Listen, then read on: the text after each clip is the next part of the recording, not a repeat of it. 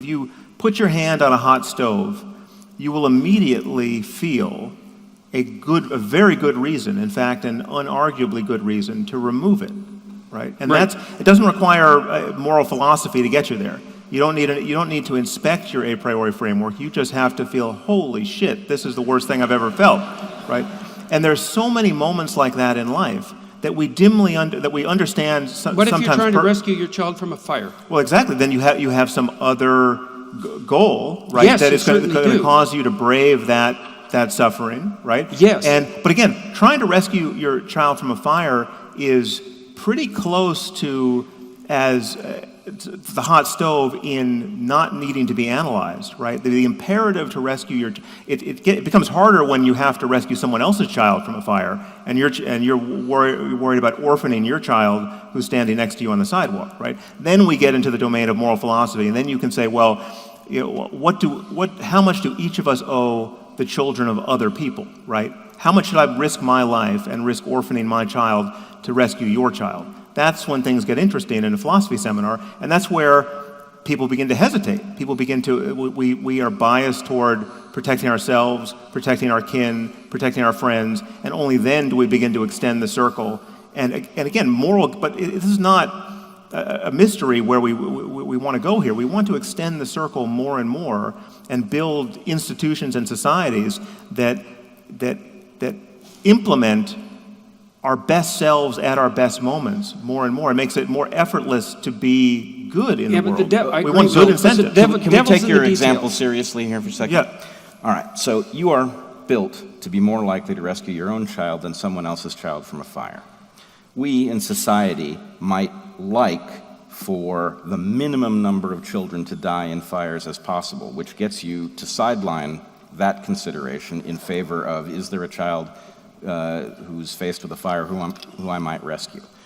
Religions do exactly this restructuring of values because they say something like, actually, your goodness in risking your own life to save that other child from a fire is observed, and it is calculated, and you will be rewarded for it in some way. That's one possible benefit of some religions, right? Good. And again, so you put that on the balance, but I have a lot to put on the other side of the Sure balance. you do. Right? I know you've got I know how it's going to swing. never-ending list. Look, right. I want to. Well, that's what I'm trying to point out to Jordan here, which he actually acknowledges, which is that he's got a big stack of good things that come from this heuristic, but he's also acknowledging. But this is actually this is our core disagreement here, which is however the balance is going to swing. The difference between us here is that I think we read the utility of anything, but in this case, religious thinking,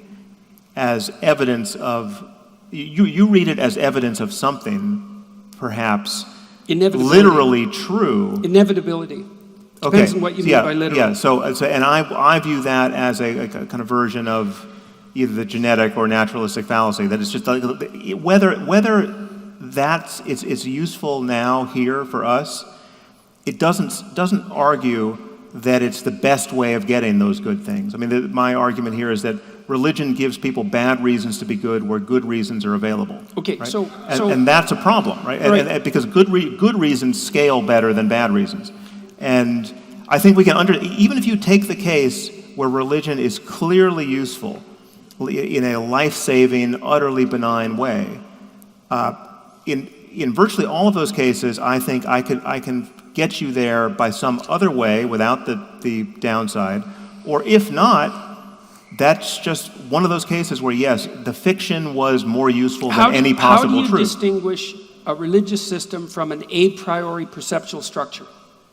Well, if you can convert to it or away from it in a single conversation, I would say if it doesn't go very deep. Well, I would say that for much of that, you're only converting at a very superficial level. Well, no. You're converting at the level of conscious apprehension, and most of your cognition is done through unconscious processing. Well, so it's superficial. It's just a fact about us that most of people's religious attachment is born of having it drummed into them by their parents. Right? But the truth is... no, their parents and their parents' parents and their parents' yes, parents' exactly. parents. But if we did the same thing with Batman and Spider-Man, it would have the same effect. Right? Like if you relentlessly told children right? I mean, I've got 2 little girls who are dressed up like Batgirl right now. They love Batgirl. There's nothing. I don't have to do anything to make them more enthusiastic about superheroes apart from just showing them the pictures of superheroes, right? If I told them, in addition to look how fun this is to dress up like Batgirl, in addition, you're going to burn in hell for eternity if you lose your emotional attachment to Batgirl, even for a minute, right? Well, then it's going to be Batgirl for the rest of their lives. Especially if the entire culture is doing likewise. And again, this is... Well, as Brett pointed out already, a bad tool is better than no tool at all. And if Batgirl is the closest approximation to a divine figure that you can conjure up, it beats the hell out of none at all. And if Batgirl didn't partake of certain archetypal structures, no one would give a damn about Batgirl. Okay, I'm going to... Spider-Man and Batman I'm going to spare play you... play a role in the culture. All right. Because, look, Hold on. not accidental. It's not accidental that superhero stories have a structure. And to say that, well, Batman and Spider-Man are obvious fictions and we could use them as moral exemplars, which we do. You're taking the wrong end. You're taking the wrong end of this. I'm not minimizing the power of stories. Right? I'm saying we can understand their power without recourse to believing things we shouldn't believe now in the 21st century. I still need an answer to the question about what it is that's this transcendental rational structure without an a priori dogma, because I don't see it. Well, it's not. Well, again, we touched on this a little bit last night in that I freely admitted that in every domain of human inquiry, no matter how, the most hard-headed, so mathematics, logic, physics, at some point we have to pull ourselves up by our bootstraps. At some point we make a move that is not self-justifying and is not justified by any other move that's more rudimentary. Right, that's a statement of faith. That's a callow use of the term faith. No, it's not the same kind of faith. It's a precise definition of an axiomatic statement of faith. My faith that 2 + 2 makes 4. That's not faith. Well, no, it is. No, it's my intuition that this is a valid and replicable and generalizable principle, right? That's not faith either. Your statement that that's a useful claim is a statement of faith, but neither of those two were statements of faith. No, they're statements of intuition. No, these are intuitions. They're intuitions that can run afoul of other discoveries and other intuitions, as you know, which... if mathematical facts are intuitions, then what are we doing with facts?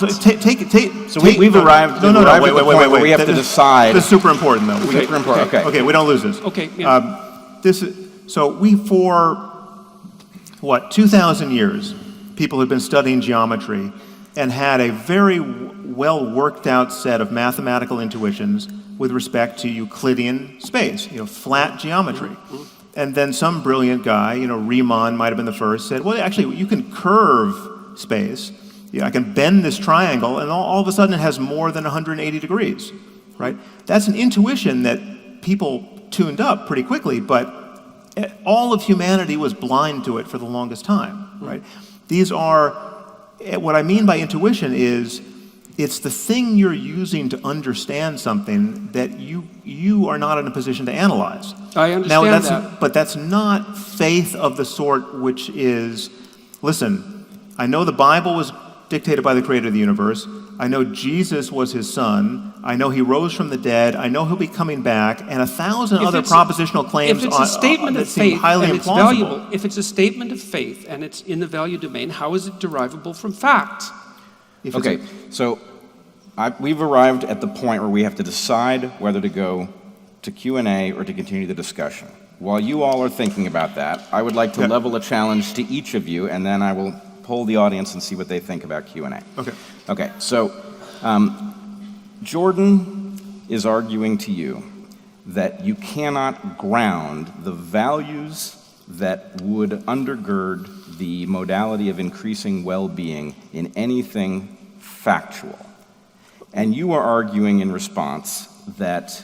Not without an intermediary structure. Let me just argue in response. Hold on a second. Not without an intermediary structure. What I've heard you argue is something that I agree with, which is that you can ground many things in a nearly objective observation of the universe, but it doesn't say anything about the value part of the equation. And in fact, I think, having thought about the question from an evolutionary point of view, that in order to do what you're talking about, to increase well-being, you are going to have to accept that that is going to leave you with an arbitrary grounding. There is no absolute grounding for it, and you're going to have to just simply accept that it's going to make you arbitrary, that you are in fact going to have to do inconsistent things like decide to honor the love of a mother for her child and dishonor the love of country that causes one population to gas another population. That's inconsistent, and we need to embrace that kind of inconsistency. I mean, it's just a different, I don't think that we even have the grounding problem. I think it's a pseudo problem.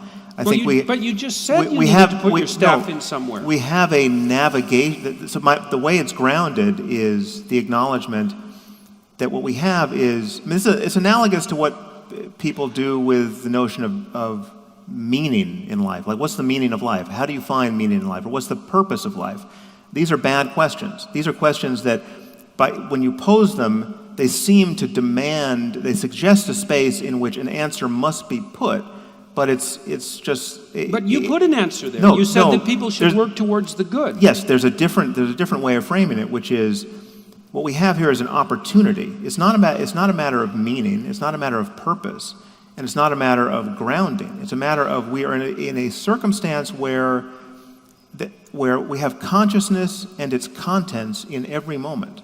And all of this is, the lights are on, and they're on for reasons that we dimly understand, right? They're reasons that are biological in our case, but perhaps at bottom they're just based on information processing, and that they're platform independent. And then we would build machines for whom the light is actually on, or not, right? It remains to be seen whether we can actually build in our computers conscious minds that can thrive or suffer, right? And that the difference matters. But we're in this circumstance where we are trying to understand how consciousness and its states arises.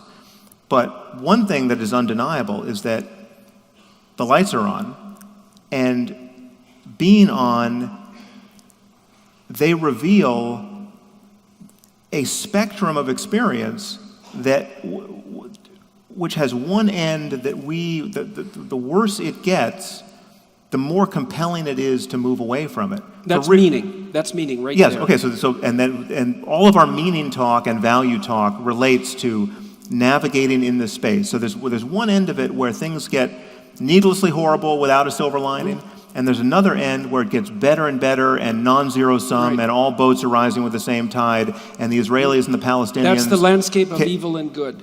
Yeah, so okay, so fine. What do you do? That's why, so these are compelling ways to talk about this space of navigation. Yep. What do you do when you accept your space of navigation and there's a conflict between well-being for the living population of Earth versus well-being over the maximum populations that could possibly live into the future? When there's a big conflict between how much well-being we are going to feel now versus how much well-being future human beings will get to feel. Yeah, well, those are legitimate ethical problems, which I think we often live in the space where we know there's a right answer that we are too selfish to fulfill or too short-sighted to fulfill. Like, so I know there are things I do every day that not only will other people as yet unborn wish I hadn't done, I might wake up tomorrow wishing I hadn't done those things, right? So like I'm a bad friend to my future self in some respect, to say nothing of the rest of humanity. So we can have failures we can have weakness of will, we can have failures that we can just be wrong about certain things, but it's nowhere written that it's easy to be a good person. Right? But in that case, it's not even clear what good means. Well, no, it is clear. I'm saying Brett, even in those cases where we know the answer, it might be hard to be motivated by that knowledge, and that because we're not a unity, right? I mean, part of what wisdom is morally is an ability to live integrated enough with your own, better self. The advice you would give to a friend. I mean, this just falls right out of your work as well. It's like live as though, but basically treat yourself the way you would treat. I think this is your line. So someone you're responsible for, or there's a friend of yours, right? If you can do that, you're already ahead of who most people are most of the time. But there's no reason to say that because it's difficult, or because sometimes we're looking through a glass darkly and can't figure out what the answer is, the answer doesn't exist, or there is no right one.